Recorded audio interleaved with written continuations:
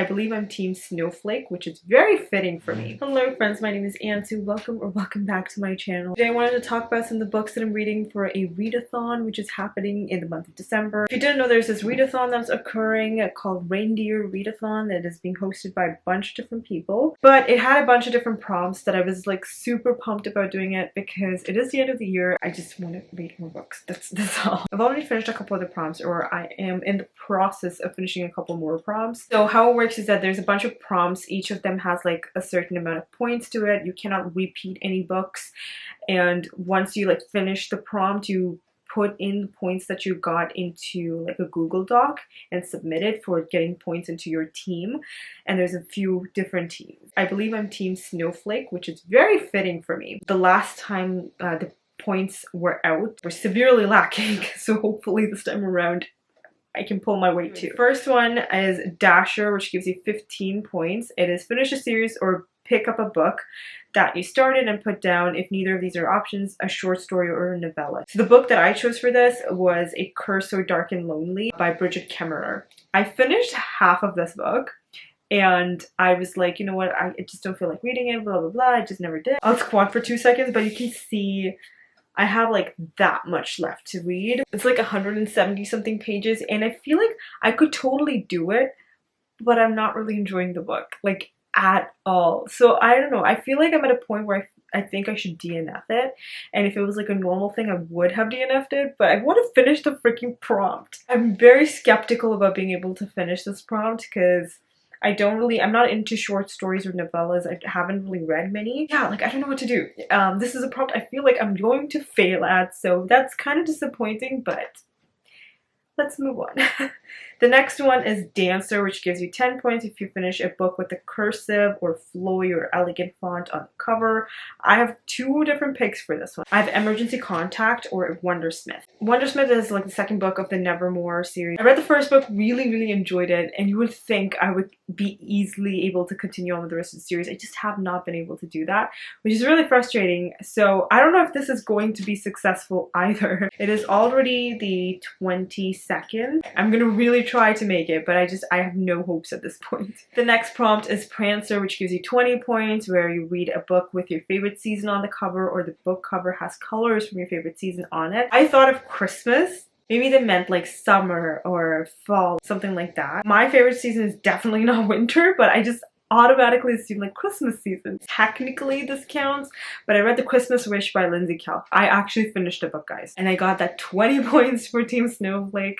I'm very happy about this one. I really enjoyed The Christmas Wish. I think I give it like 5 stars. It has this like time loop kind of a thing, and it was really interesting to me. I have read something like that from like Christina Lauren, and for some reason that didn't work for me so well. It was fine, but this book really did it for me. I really enjoyed it. It has such a cute little romance. Everything is just very sweet. I absolutely adored it.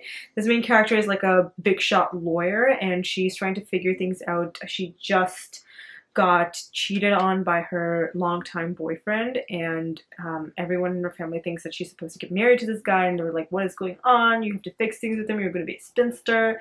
And she is trying to figure out if she really wants to be a lawyer, or how she can patch things up with her family. There are a lot of messy situations in her house, and she's like trying to fix things. And it's a very sweet book. I really enjoyed it, and it's like an easy 5 stars for me. It's adorable. Absolutely loved it. So yeah, I did read that book. The next prompt is Vixen, which gives you 15 points, and it's a book you want to read but think it might be overhyped. And for me, this was the Bromance Book Club. I did end up reading this book, and I think I gave it like 3 stars. I didn't really love it. It was fine. I didn't care that much about it because it had, I think it was like a football player or baseball player or something. Like he's like a big shot guy, and he's supposed to be like very tall, handsome, whatever. And he's been with his wife for a little while now. Then they have like twin girls, and their marriage is at the brink of divorce. Like they have no idea how to like fix it. Something went wrong, and they're trying to fix that situation. And there's this group of people who are part of this thing called a Bromance Book Club who is trying to fix his marriage. It's supposed to be very cutesy, but you can't really tell like what their relationship was like in the beginning, like how they loved each other, how much they loved each other, how they fell for each other, all that kind of stuff. Like the backstory wasn't really there, so I didn't really care for it. I didn't care for the characters that much. I didn't really care for the story that much. So yes, it was overhyped, and I was correct. It was fine. Will I read the rest of the series? Maybe. Like if I have a lot of time and I'm bored, I think I will pick it up. It's supposed to have like some spicy scenes in it. It's fine. I didn't really care for it so much, so it was meh for me. Oh man, the next one is Comet, which gives you 25 points and is a book with an astronomical word in the title, which is the sun, moon, star, sky, whatever. And I thought of reading Heart of the Sun Warrior. I didn't really love Daughter of the Moon Goddess. I think I still gave it 4 stars because overall, like the big picture, I kind of enjoyed it.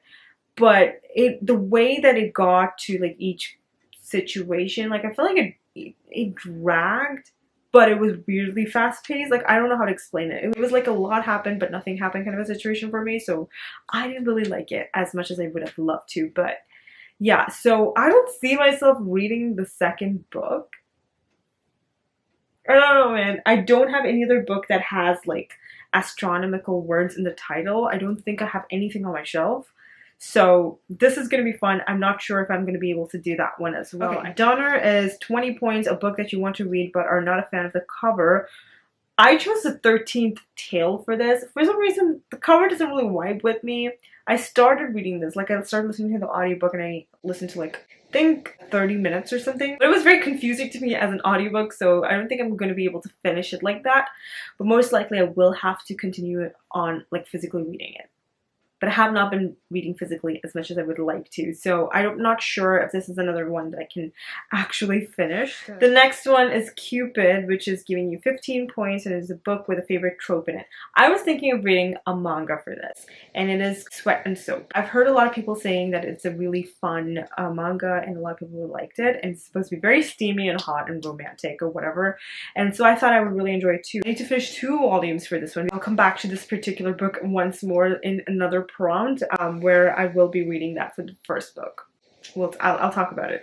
The next prompt is Blitzen, which gives you 20 points, and this one is use a random number generator to find a number between 0 and 9 and find a book that ends in that page number. So I did do a random number generator like off camera and I got number 2. So I chose the manga Promise Neverland Volume 2, which did end up with some number 2 as the ending. I feel like I can actually get this done because I've read almost half the volume, so this feels very doable. I think I can do this very soon. So hopefully within like the next couple of days I'll be able to finish this manga at least, so I can finish this prompt, which gives me 20 points. I'm very excited about that. The next one is Rudolph, which gives you 15 points and says start a new series. So I had 2 options for this, which was Sweat and Soap Volume 1, which I just talked about, and also the Bromance Book Club.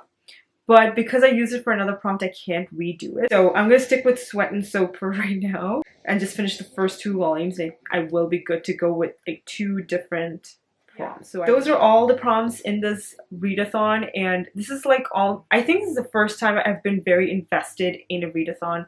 Usually I'll just read like a couple books and then just not care about the readathon at all, but this one is the first time like I'm super invested and I was just like, I need to get some points. I'm so happy that I'm taking part in it. It's been a very good, exciting time.